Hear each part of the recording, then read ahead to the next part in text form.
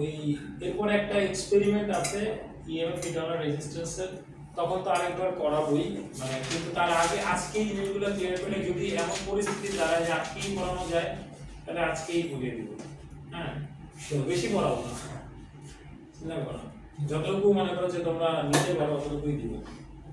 আচ্ছা, first of all একদম জিনিসটা সহজভাবে বুঝি।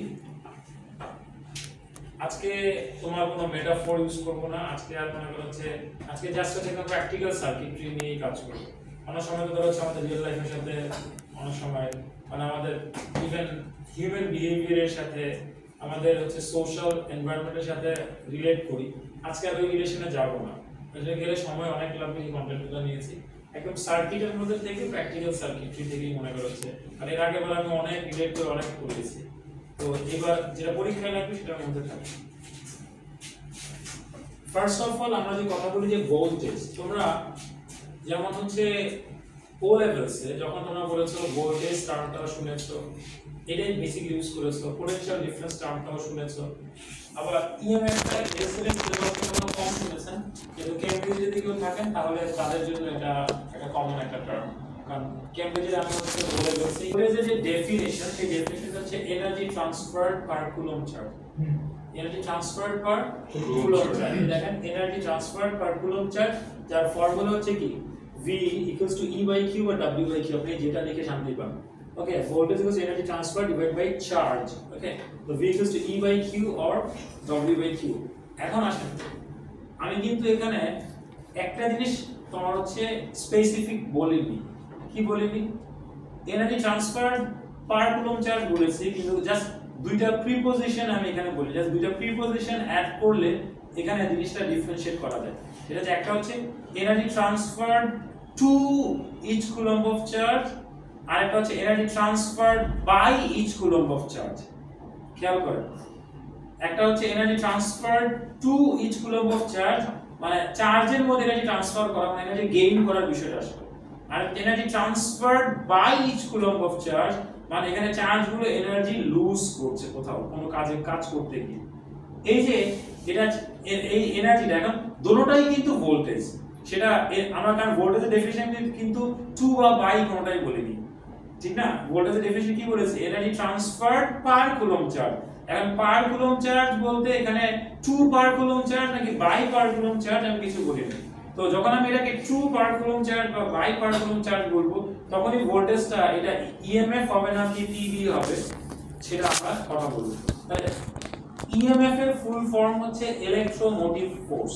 হ্যাঁ, এই যে ইএমএফ আমরা যখন বলি, এই ইএমএফ এটা হচ্ছে ইলেকট্রোমোটিভ ফোর্স। যদিও এটা নামের মধ্যে ফোর্স, কিন্তু আমরা এটা ধরে নেব কি এনার্জি। আর পিডি এটা মানে হচ্ছে পোটেনশিয়াল ডিফারেন্স।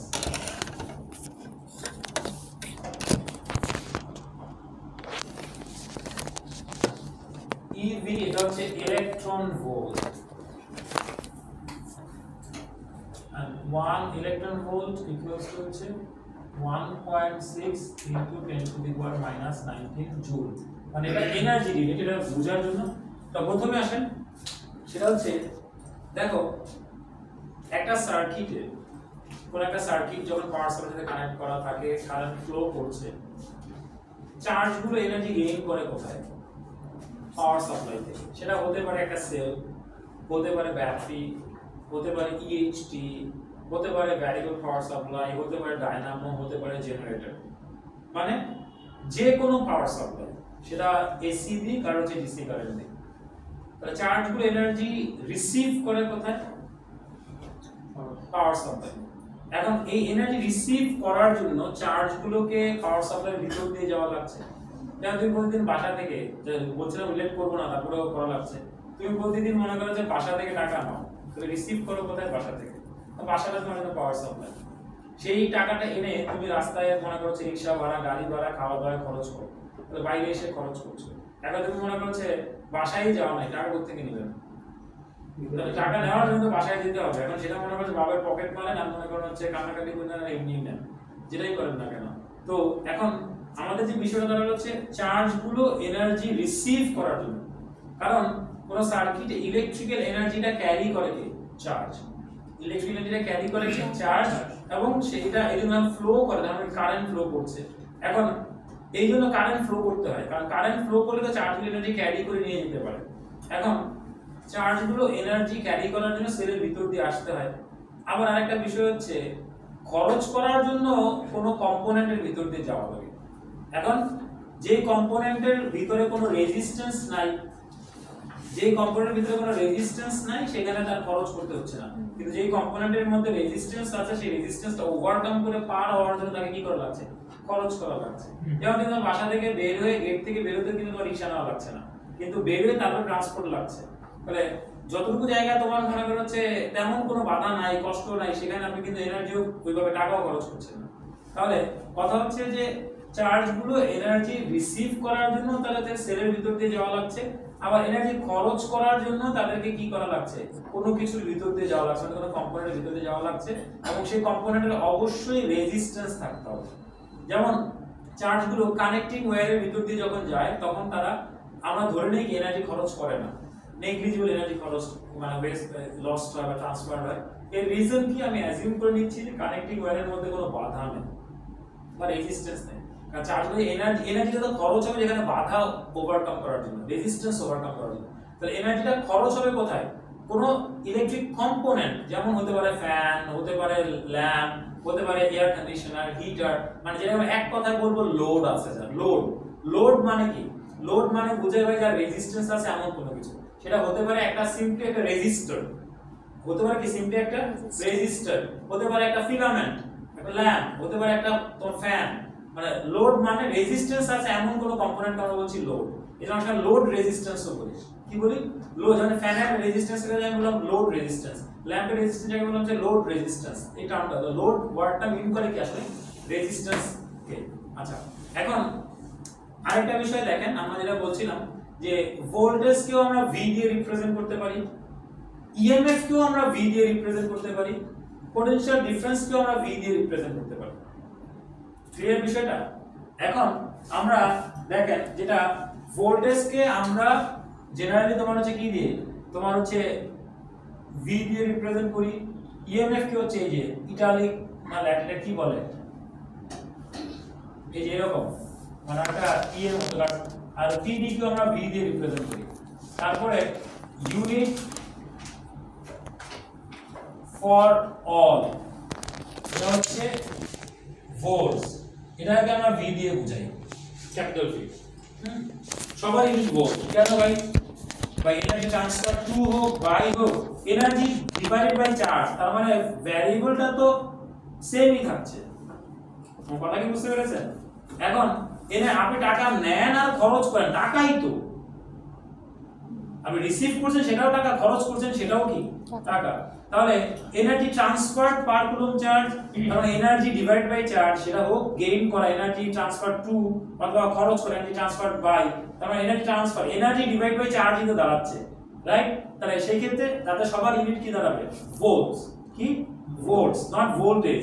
ভোল্টেজ হচ্ছে তোমার কোয়ান্টিটিটা, ভোল্টেজ হচ্ছে কি কোয়ান্টিটিটা, আর ভোল্ট হচ্ছে তার ইউনিট। এখন এই যে ইএমএফ এবং পিডি এই দুটোটারই জেনারেল টার্ম হচ্ছে ভোল্টেজ। জেনারেল টার্ম কি? ভোল্টেজ। মানে আপনি ইএমএফ কেও ভোল্টেজ বলতে পারবেন, আবার পিডি কেও ভোল্টেজ বলতে পারবেন। যেমন আমি যদি ওহমস লটা, আপনাদের স্টেটমেন্টটা নিশ্চয়ই মনে আছে, current flowing through any circuit is directly proportional to the voltage বলেছেন, বা কারেন্ট ফ্লোয়িং থ্রু দা মানে কারেন্ট ফ্লোয়িং থ্রু তোমার হচ্ছে any component is directly proportional to its potential difference, বা current flowing through any component is directly proportional to the PD applied across its end। আবার এখানে PD applied এর জায়গায় voltage applied across its end তো বলা যাচ্ছে।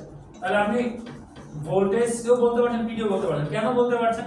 কারণ voltage হচ্ছে ওভারঅল জেনারেল টার্মটা, যে energy transfer per coulomb charge, মানে পার কুলম্ব চার্জে কত এনার্জি ট্রান্সফার হলো, বা পার কুলম্ব চার্জ কত এনার্জি ট্রান্সফার করলো, দুটোটাই, রাইট?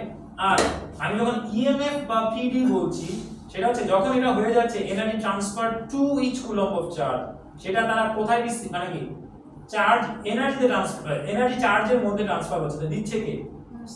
Power supply. তবে এখানে এনার্জি গেইন করার কথা আসছে, এটা হয়ে যাবে এই ভোল্টেজটা হচ্ছে ইএমএফ। কার ইএমএফ? সোর্সের ইএমএফ। যেমন আমি এখানে বলছি 12 ভোল্ট, হ্যাঁ এটা ইএমএফ, এটা কি 12 ভোল্ট, তার মানে এটা এই যে দেখেন সেলটা এখানে কি করছে, যে সেল ট্রান্সফার করছে 12 জুল পার কুলম্ব। দেখে ট্রান্সফার করছে সেল 12 জুল পার কুলম্ব। এখন কথা হচ্ছে এই সার্কিটের মধ্যে তোমার এই চার্জগুলো তো সেলের ভিতর দিয়ে যাওয়ার সময় রিসিভ করছে। তাহলে এখন আমি যদি ইএমএফ কে ডিফাইন করি তাহলে এইভাবে ডিফাইন করতে পারি, সেটা হচ্ছে আমি ইএমএফ এর ডেফিনিশন তোমার হচ্ছে তিন ভাবে করব। এই যে কোথায় লিখে রাখবো,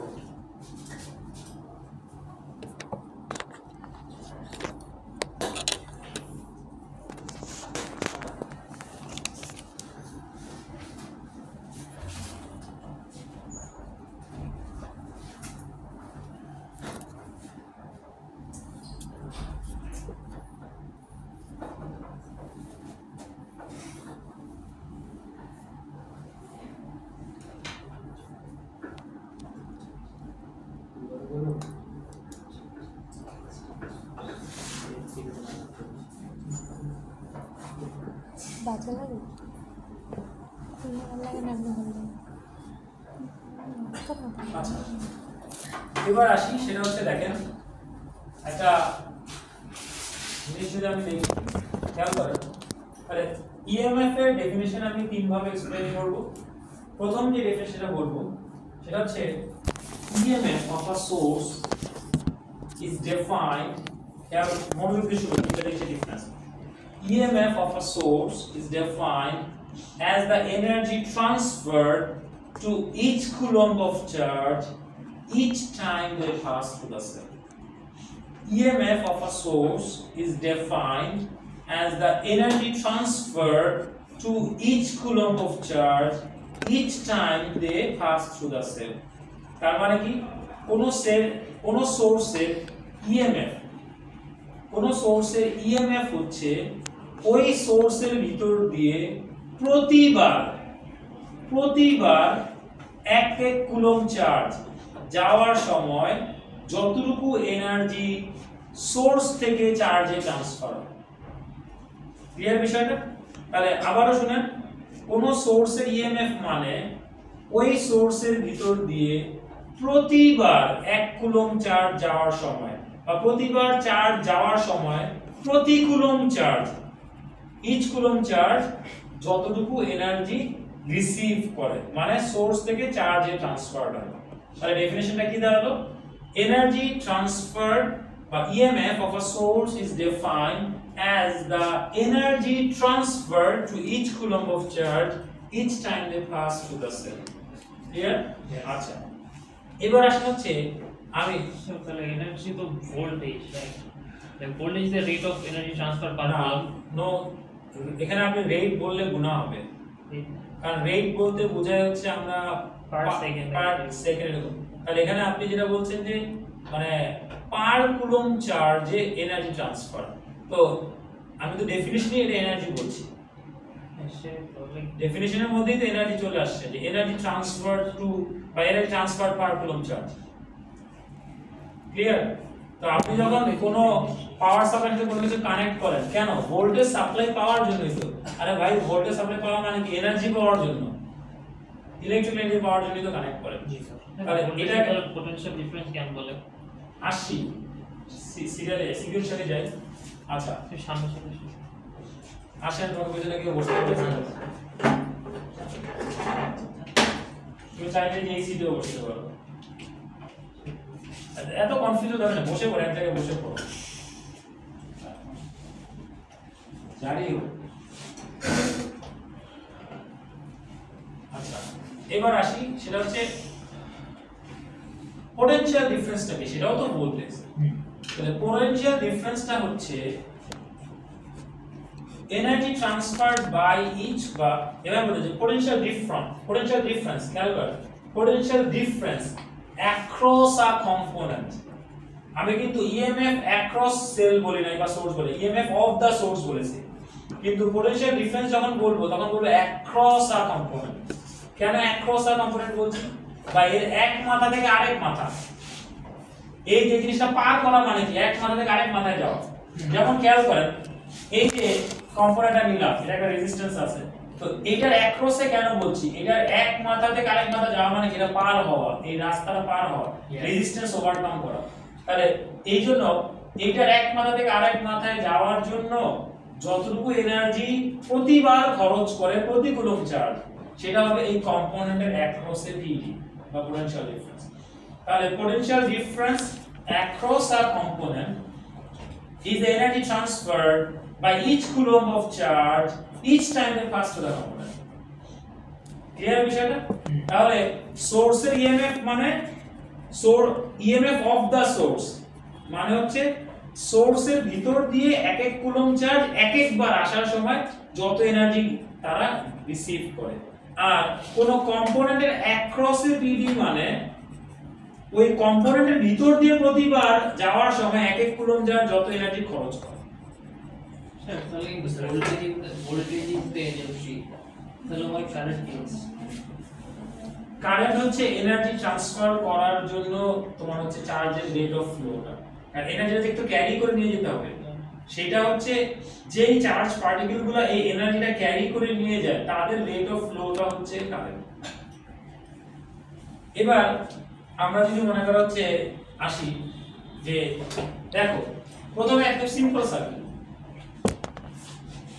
এই সার্কিটটা অনেকটা একটা পরিবারের মা বাবার একমাত্র সন্তানের মতো। তোমার কেউ একমাত্র সন্তান না, মানে আপনি বাংলা ঠিক আছে, কারণ হচ্ছে সিবলিংস না থাকা মানে ব্লেসিং নাই, ঠিক আছে। মানে অনেকে বলে আমি একমাত্র, ভাবতে হয় না কিছু নাই, আই এম ব্লেসড যে আই হ্যাভ সিবলিংস। তোমার হচ্ছে মারামারি করি ইয়ে করি, ঠিক আছে, বাবার প্রপার্টি শেয়ার হবে, কোনো সমস্যা নেই। মানে হচ্ছে এর মধ্যে একটা মনে হচ্ছে শোনো খাবারের মজা তখনই when you can share with someone, নাইলে মনে করো হচ্ছে সময় তখনই মনে করো হচ্ছে মূল্যবান, তখনই আনন্দদায়ক when you spending that time with someone. True, sir. আমি না ওদের একা একা দিলাম यार आप हमने बोलो कारे अडॉप्ट कर दिए বিড়ালই তো আছে কত, हैं বিড়াল আছে না? तो বিড়াল পাবো আটটা আগে বেড়ে ছিল 21 আমি তো খালি শুনি যে মেয়েরা বিড়াল পালে, মনে করো যারা মনে করতে তো আমি না স্যার, আমার ওয়াইফ তো বিড়াল দেখলে বলে কোনো বাসায় বিড়াল তো বাসায় যাই না, আমিও স্যার। ঠিক আছে। এই বাসায় যে মানে গেলে মনে করো হচ্ছে ওই যে ওর নানু বাড়ি সেদিকে বিড়াল দেখে মনে করছে সোফা দিলে স্যার বসে ছবিতে কিউট লাগে, সামনাসামনি ভালো লাগে না। স্যার বিড়াল তো স্যার কি হবে, অনেক বিড়াল ভয় তো স্যার লাগে, অনেক ভয় লাগে। পবিত্র, আর বিড়ালের সমস্যা কি? মানে পবিত্রতা অপবিত্রতা তো কিছু না, ঠিক আছে। না এটা না না পবিত্র অপবিত্র like hygiene and non hygiene, right? চলো ইসলামে তো বিষয়টা মানে এখন কথা হচ্ছে বিড়াল এটা ঠিক আছে। মানে হচ্ছে আমাদের অবস্থা, তুমি কি জানো যে বিড়াল ঘরে থাকা মানে মানে কিছু ভালো জিনিস যেমন আছে, বিড়াল খাবারে মুখ দিবে, ভাই তোমার দেখিয়ে দিবে ভাই। ট্যাগ দিতে সেই দিন এই যে কয়েকদিন আগে আমার ওয়াইফের নানু মারা গেছে, কাজিনরা ওই পার্সিয়ান ক্যাট দিরা পালে ওই রাখবে ওগুলো, এই ফার্মের মুরগিগুলোর মতো নিয়ে আসে হাসির বাচ্চা আনার পর মনে করেন যে এখন বলছে না এরা বডি করে বাথরুমে গিয়ে যে কোনো সমস্যা নেই। আমার সামনে মনে করেন হচ্ছে আমার দেখলাম যে ট্রেন করায় দিয়ে মনে করেন হচ্ছে টেবিলের উপরে উঠে ঠিকই গ্লাসের মুখ দিয়েছে। ভাই বিড়াল এমন একটা প্রজাতি, ও ভাই এটা তো তোমার কাছে মনে হচ্ছে কিন্তু তোমার সামনে হয় না ঘটনা, কিন্তু আর একটা ওর কি লোম বের হয় না, এটাই ওটা তো হয় না, তো মানুষ ফুল ধরে ওদের লোক তাহলে লোম তো বের হয়, ঠিক আছে। এখন তুমি বলতে পারো যেটা মানে হচ্ছে ইয়ে না। এখন তোমরা যেভাবে চিন্তা করো, তোমরা যে বিড়াল পালো, হ্যাঁ তোমরা যেভাবে বিড়াল পালো, তাও থাকে। তোমরা বিড়ালের উপর জুলুম করো, কিভাবে বলি ভাই? ওর জীবনটা কি বাসায় থাকার জন্য তোমার? ওয়াল মারো ও তো মাঠে ঘাটে দৌড়াবে। এরে মানে কোন এরপরে আরো শোনেন, এবার আমি আরো নিবে স্যার বাসা থেকে বের করে না, তুমি বারান্দা লক করে আচ্ছা তুমি ওরে কামড়া কামড়ি না করে ভ্যাকসিনেট করে রাখো না, হ্যাঁ স্যার স্যার আরো ওয়ার্স দাঁড়া, করছে তুমি তো ইনফার্টাইল করে রাখছো। হ্যাঁ স্যার স্যার ডক্টররা বলে ফর সাম রিজন ভাই, ওরা ওরা এই যে রাস্তার আমার কাছে আমার লজিকে আমার অ্যানসারটা দাও, এটা তার উপর জোর কিনা? আবার বলে বিড়াল ফ্রি দিয়ে গেছিস তুই আবার বলে যে ক্যাট হবে আমি দিক থেকে আমি as long as it is থেকে দূরে রাখি আর জন্য ক্যাট হবে not haram like you know তোমার medical reason বিড়ালে ইনফার্টাইল করা হালাল কে বলেছে? হালাল কি ইনফার্টাইল করা হালাল? কোন ইউটিউবে দেখছিস কই পেয়েছে? আমি কোনো কতগুলো স্কলারের opinion দেখছি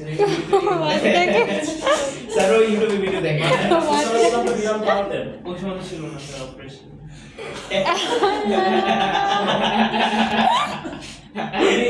এরকম এরকম স্কলারও আছে যাদেরকে দেখে যেগুলো শুনতে হালাল। ওগুলো আছে আরে এই যে বিষয়টা এখন তো পাগে ভাই ওদেরকে দেখি না স্যার একটা জিনিস শোনো, কুরআন আর হাদিস পড়ে তুমি যদি জাজ মানে বুঝো, তাইলে যেটা একদম অবভিয়াস, জিনিসটা অবভিয়াস, ওইটার জন্য আরেকজনের ফতোয়া না নিলেও চলে। কিন্তু নিশ্চয় স্যার যে বিড়াল অনেক সময় লাইক রাস্তার বিড়াল দেখতেছেন যারা বাঁচতেছে তো লাইক 5 to 6 years অনেক বেশি হবে। কিন্তু যারা যে বিড়ালগুলো হলো স্প্রে করানো হচ্ছে বা নিউট্রাল করানো হচ্ছে, আমার বিড়াল যেগুলো আছে অলরেডি, তারা হয়তো আমার অনেক আগে ছোটবেলায় তখন বিড়াল হচ্ছিল 10-15 বছর আসছে এরকম আছে। তো এই হিসেবে তো তাদের উপর একটা আলাদা তো স্যার কাম করা না। তুমি কি বলছো যে তোমার ইয়ে নিউট্রাল করা বেশি দিন বাঁচছে, বিষয়টা এরকম না স্যার, একটা ওদের না ওদের অনেক health বিড়াল স্যার ওরকম অ্যাক্টিভ যদি বাচ্চা না করে ওদের অনেক সময় ইনফেকশন হতে পারে। সো ওটার জন্য ও এটা ওর ব্যাপার ভাই। শোনো, সো ওটা তো স্যার লিক হবে তোমার আচ্ছা তুমি মানে বিড়াল পালছো কয়টা? 8টা বিড়াল, তো প্রতি মাসে খরচ কত হয়? 15-20 ওদের 20,000 টাকা। আজ পর্যন্ত একটা এতিম বাচ্চা মনে করো হচ্ছে 15,000 টাকা, 5টা বাচ্চার পড়াশোনা খরচ থেকে শুরু করে সবকিছু নেওয়া যেত। এখন তুমি মানে বলো যে মানে তুমি আগে কোনটা প্রায়োরিটি দিবে? ওটা তো স্যার জাকাত হিসেবে তো আমার বলবো দেখবে ভাই তোমার পক্ষে তো আরো করা সম্ভব ছিল। আর বিড়ালগুলা যদি তুমি মনে করো যে ওরা তুমি শখে পালছো, বিড়ালগুলা যদি শখে না পালতে তাইলে মনে করো হচ্ছে ওরা ওদের মতো করে ভাই আল্লাহ দুনিয়াতে সবার রিজিকের ব্যবস্থা করে পাঠিয়েছে। মানে আমি ডিসকারেজ করছি না, বিড়াল পালার ব্যাপারে এনকারেজই করা হয়েছে কিছু যে হাদিসে, কিন্তু তোমরা যেভাবে বলছো, তোমরা যেভাবে পালো এইভাবে বিড়াল পালার কথা কোথাও বলা হয় মানে কারণ আমার স্যার বাসায় আমার কিন্তু বিড়ালদের খুব বেশি পছন্দ ছিল, মানে I am fond of dogs, কিন্তু এটা হচ্ছে জিনিসটা তোমার হচ্ছে ইয়ে না দেখে, ইসলাম সমর্থন করা না দেখে আমি এটা মনে করতে পারি। একটা কথা হচ্ছে ধরো বাসায় পালা খারাপ পালানি কি দরকার যেই জিনিসটা তুমি সিকিউরিটি পারপাস লাগে যে এখন ও না মুরগি বলে তোমাদের যেটা দেখি যে আমি 3G থেকে যখন বের হই মানে পোলাপানগুলা যারা শুরু করে মানে বিড়াল থাকলে কুকুর থাকলে চুমু দেওয়া ইয়ে করা মনে করছে এমন নোংরা আমি মনে আচ্ছা তুমি ধরো সেদিন দেখি যে আমার ওয়াইফের ছোট ভাই কি করছে, বিড়ালে আদর করছে তারপরে হচ্ছে মাথা চুলকে দিচ্ছে, একটু পরে ওই হাত দিয়ে আবার খাবার খাচ্ছে। আমি স্যার কোলে সবসময় all the time sir left hand use করি লাইক নো বাহিরের বিড়ালকে ধরলে আই অলওয়েজ মানে তোমার মনে হয় জীবনে কোনোদিন লেফট আর রাইট হ্যান্ড কোনোদিন টাচ লাগে না? ধুয়ে নেই সাথে সাথে স্যার লাইক তুমি তোমার সাবকনশিয়াস মাইন্ডে মনে করো হচ্ছে কত কিছু করে ফেলতে ও স্যার স্যানিটাইজার ক্যারি করতে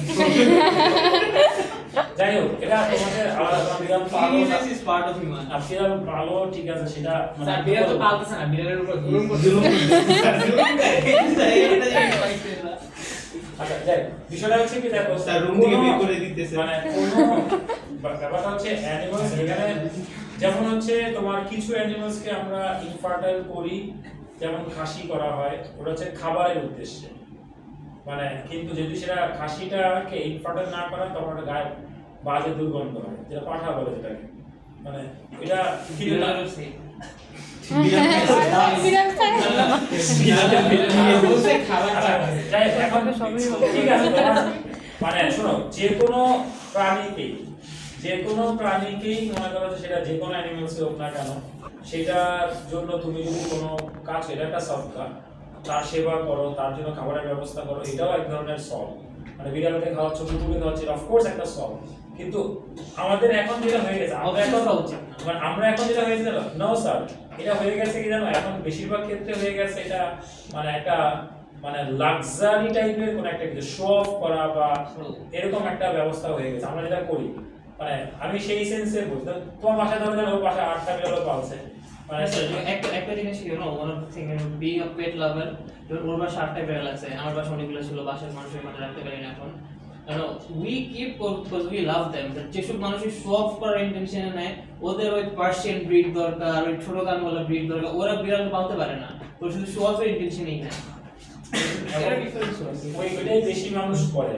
Yeah, they don't know how to actually take care of animals. July রাখুন আর অ্যানিমালস মনে করো যে বিষয়টা হচ্ছে যে টেক কেয়ার করা মানে এই না যে হচ্ছে বাসার মধ্যেই রাখা লাগবে। আর এক একজনের ফিলোসফির মধ্যে বাহিরেও রাখতে পারি, বাট বাহিরে একটা আবার বাসায় ঢুকলে ধুলাবালি বাসা মারা এই আর বাইক সবচেয়ে বড় বিষয় দেখো কারেন্টলি ঢাকা শহরের অবস্থাটা এরকম হয়েছে, মানে আমার সব বাসা টাইলস করা থাকে, ইয়ে করা থাকে, এখানে আসলে কোনো অ্যানিমালস পালাটাও যায় না। কারণ গ্রামে গ্রামে বা ধরো যদি আগের সময় ও বাইরে যদি মনে করো হচ্ছে ধুলাবালি যেটা থাকে, আরেকটা জিনিস তুমি মনে করছো বাইরে ধুলাবালি আছে, তুমি কি জানো তাহলে আমি দেখে মাটি এমন একটা জিনিস যেটা পয়জন কেও মনে করো হচ্ছে দূর করে একদম পয়জনাস জিনিসকেও দূর করে দেয়। মাটি নট এ টাচ যে কোনো, এবং তোমরা জানো কি না যদি মনে হচ্ছে কোনো কিছুতে কুকুর মুখ দেয়, হ্যাঁ, তো সেইটা হাদিস আছে মাটি দিয়ে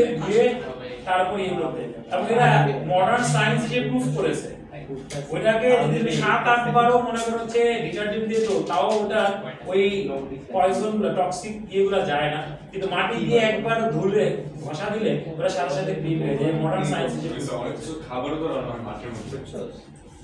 আচ্ছা এবার আসি, যাই হোক এখন আমরা এই যে উনি ধরেন হচ্ছে মা বাবার একমাত্র সন্তান, তো এখন এই যে এখানে দেখেন আমি একটা জিনিস তোমাদের বলি, আমি এই যে এটা এটা বা এটা বা এই যেটা এই সার্কিটগুলো বাদে বাকি সব জায়গায় আমি ইন্টারনাল রেজিস্ট্যান্সটাকে ইগনোর করেছি।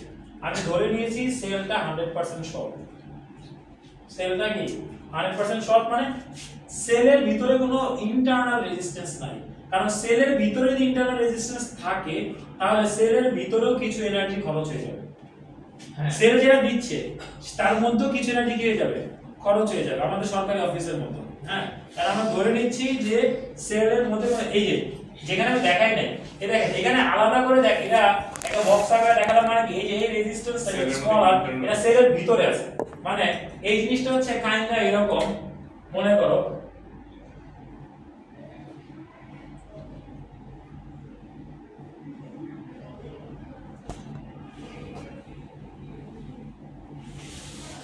এই বিষয়টা।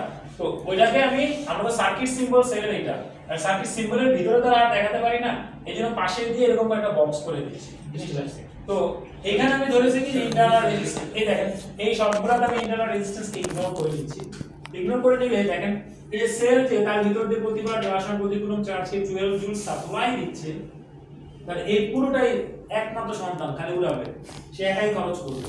তাহলে তার ভিতরে যাওয়ার সময় প্রতিকূলম চার্জ 12 জুল কি করবে, খরচ করবে। আর তুমি বলতে পারো যে স্যার কেন খরচ করবে, কত পুরোটা খরচ, রেজিস্ট্যান্স কম থাকলে খরচ। No sir, whatever the resistance, একটু ভালো করে খেয়াল করে দেখেন। আমি এই যে এবার এখানে লিখছি যে এইটার তোমার হচ্ছে অ্যাক্রসে আপনি পোটেনশিয়াল ডিফারেন্স পাচ্ছেন 12 ভোল্ট। এটা কত 100 ওহম না? Yes, sir. তার মানে এখান থেকে আপনার যেটা বলছি 12 জুল পার কুলম সে ট্রান্সফার করছে। এটা রেজিস্ট্যান্স কত দিয়েছি, বেশি, তাহলে এখানে বেশি খরচ হবে না, সেও তো এক নম্বর সমান, যা আছে একাই পাচ্ছে, এখন আর এখানে ওসিয়ত করার কিছু নাই। আর এখানে কত পাচ্ছি 12 ভোল্ট, মানে একমাত্র সন্তান থেকে যা আছে বাবার সব সে পাচ্ছে। 12 জুল পার কুলম। এখন বিষয়টা দেখেন যে এটা 100 ওহম বা 200 ওহম সে একা পাচ্ছে। এখন তুমি বলতে পারো যে স্যার এইখানে বুঝলাম 12 জুল খরচ হচ্ছে, এখানে রেজিস্ট্যান্স কম ছিল, কম খরচ করলে পারতো। ভাই সে তো খরচ করে তার পা মানে আশা আছেই আমি আবার বাসায় যাব আবার 12 টাকা পাবো। হ্যাঁ আমি আবার গেলে আবার পাবোই। ক্লিয়ার বিষয়টা? আর এখানে কানেক্টিং এর কোনো খরচ নাই, রেজিস্ট্যান্স নাই, তাহলে সে যেহেতু প্রতিবার 12 জুল পাবে। এখন কথা হচ্ছে তুমি যদি আরেকটা বিষয়, এখানে আরেকটা বিষয় আছে, শুধু পাওয়ার বিষয়টা না, সে যে প্রতি 12 জুল পাচ্ছে, হ্যাঁ, তাইলে এনার্জি তো কোনো জায়গায় সে রেখে যেতে পারবে না। এনার্জি কোনো জায়গায় রেখে যেতে পারবে না। এর যা পাবে সেল থেকে পুরোটাই সেলে আরেকবার যাওয়ার আগে, নেক্সট বার সেলে যাওয়ার আগে, সেল এন্টার করার আগে পুরোটাকে কি করতে হবে? খরচ করতে হবে। ক্লিয়ার বিষয়টা? কারণ সেলের ভিতরে আবার কি সে পাবে। আচ্ছা, এখানে দেখেন, তাহলে এই যে তখন আমি কি বলছি, EMF of this cell is 12 volt, potential difference across this 100 ohm resistor is 12 volt. তাহলে EMF potential difference এর জিনিসটাকে বুঝতে পেরেছেন? আচ্ছা, এখানে দেখেন আমি কারেন্ট ক্যালকুলেট করেছি, যেহেতু সে এক, আপনারা জানেন V equals to IR, I equals to V by R, এখানে কারেন্ট কত? I equals to V by R, V হচ্ছে 12, R হচ্ছে 100 কত? 0.12 অ্যাম্পিয়ার। এখানে রেজিস্ট্যান্স ডাবল করেছি, ভোল্টেজ যেহেতু সে এক আসে সেমই পেয়েছে, কিন্তু কারেন্ট কি হয়ে গেছে? হাফ হয়ে গেছে। এগুলা ক্যালকুলেশন আপনারা জানেন। জি স্যার। ঠিক আছে, যে তারপর লিখে রেখে যায়। এবার আসেন আমরা যেটা বলছিলাম যে এখানেও সেল কি করেছিল? 12 জুল পার কুলম্বই দিয়েছিল, রাইট? ওকে, এবার আসেন, এখন যদি মনে করা হচ্ছে ভাই বোন দুইজন আছে, তো সম্পত্তি হিসাবে যখন ভাগ হবে তখন 2:1 রেশিওতে মনে করছে ভাগ হবে। ঠিক আছে, কারণ আমরা এখনকার আমরা আবার হয়তো চিন্তা করব মেয়েরা কম কেন পাবে। ভাই মেয়েরা কম না, মেয়েদেরকে আপনারা বরং কম দেওয়ার যে চেষ্টা করবে, এটা হচ্ছে ইসলাম যেটা বলেছে সেটাই হচ্ছে আইডিয়াল। হ্যাঁ, এখন যদি তোমরা মেয়েরা মনে করো এটা দিয়ে মনে হচ্ছে অপুষ্টি থাকো, তার মানে ব্যাপারটা হচ্ছে তুমি আসলে ইসলাম যে মেয়েদের যে জাস্টিফিকেশন করেছে সেটা তুমি বুঝোই নাই। স্যার মেয়েরা তো জামাই সেট থেকে পায় না, ওই হিসাব করে তো। আর ধরো তোমার কিছু নাই, তোমার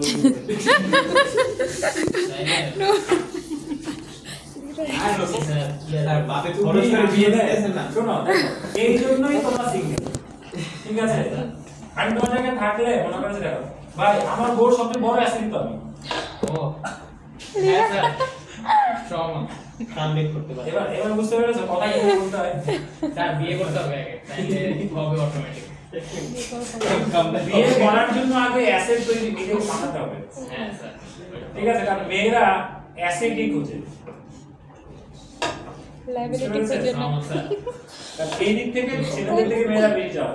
ছেলেরা তো খালি মনে করো হচ্ছে দেখার জন্য তোমার হচ্ছে এক্সটার্নাল বিউটি দেখে, কিন্তু মেয়েরা কিন্তু এক্সটার্নাল বিউটি শুধু দেখে না, মেয়েরা মনে করো হচ্ছে আসলে ছেলেটা অ্যাসেট কিনা সেটা দেখে। বিউটি তো ধরে দেখো।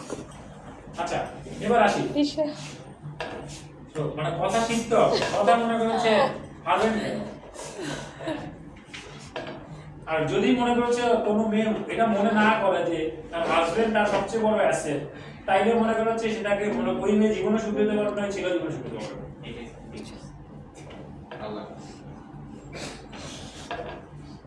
এবার আসেন, এই জিনিসটা বলছিলাম, এখানে দেখেন এখানে দুইটা রেজিস্টার কিসে আছে? সিরিজ আছে। সিরিজ। আচ্ছা, সিরিজ প্যারালাল কম্বিনেশনে আমি আগে তোমার জিনিসটা করিয়ে দিই, তাহলে জিনিসটা ক্লিয়ার হবে। এই জন্য আগে লিখে রেখেছি, সিরিজে যদি রেজিস্টরগুলো থাকে তাহলে ওই সার্কিটের টোটাল রেজিস্ট্যান্স যেটা হবে সেটা হচ্ছে ওই রেজিস্ট্যান্সগুলো নরমাল অ্যালজেব্রিক সাম। দেখেন এখানে